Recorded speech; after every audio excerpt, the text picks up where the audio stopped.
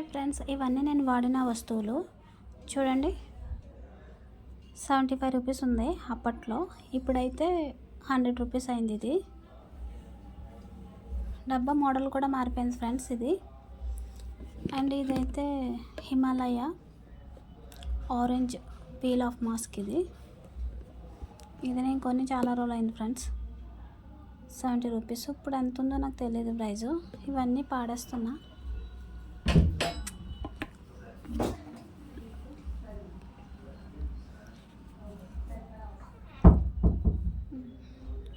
చూడండి ఫ్రెండ్స్, ఇది Himalaya baby massage oil.